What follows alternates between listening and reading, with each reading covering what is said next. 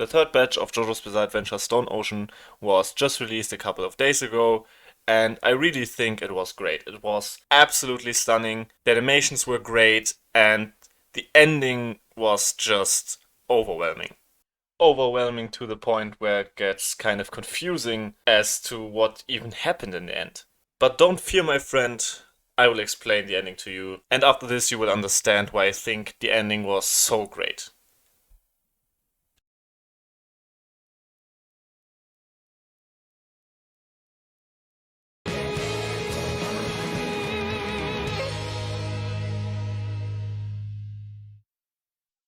In the course of the end fight, time accelerates more and more through the ability of the stand made in heaven. Everything is drying up really fast, everything that can mold molds really fast, and the sky looks like the sun is spinning really, really fast around the planet.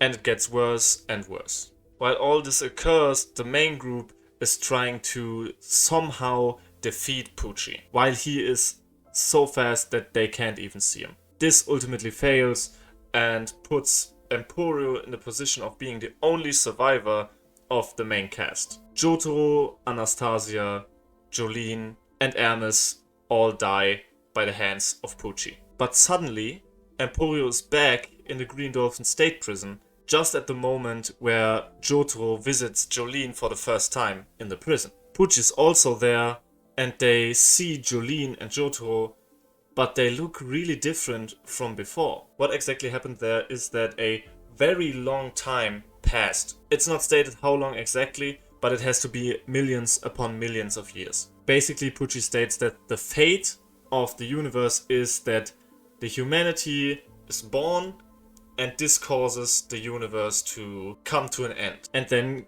begin from new until humans once more wander the earth. Emporio fights Pucci and overwhelms him, but suddenly finds himself outside of the prison in another universe. So once again, the universe was reset, and now he meets other versions of Jolene and the main cast. That is why everybody thinks that Emporio is such a sad character, and I totally agree. He is in a universe where no one remembers what happened and that there was a connection between him and his friends. But that is not the worst thing.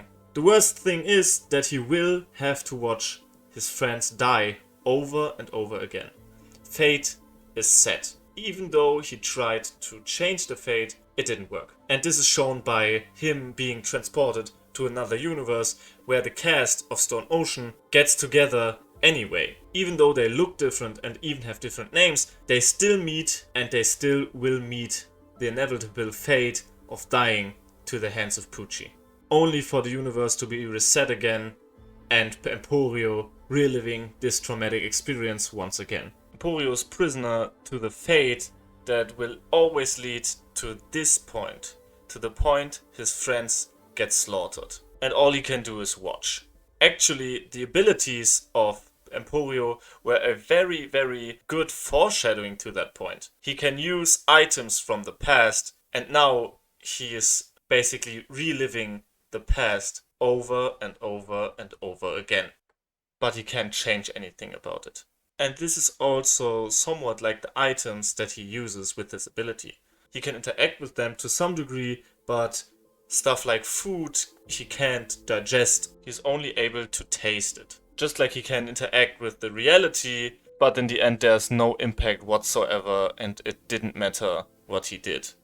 The ending has another aspect to it though. It not only concludes the parts before this, but it also lays the foundation for the next two parts, part 7 and part 8, which do play in an alternative reality. And this alternative reality is created by this event. By the event of the universe being reset, and by the event of the universe being reborn once again. And I really liked it. I think the ending was just great, and the best ending of all the JoJo parts in my opinion. Because not only did Araki make two separate parts who wouldn't fit in the continuity, explained why there is a reason they exist. And I think it is, from a writing point of view and a story point of view, just great. In both aspects, it just fits. and the story makes sense. Well, and that's it with the video. I hope you enjoyed, and if you did, subscribe, like, the usual stuff. And also tell me what you like about the ending and what you didn't like, and also if there's something I've missed or if there's something you've interpreted other than myself. I hope to see you in the next one.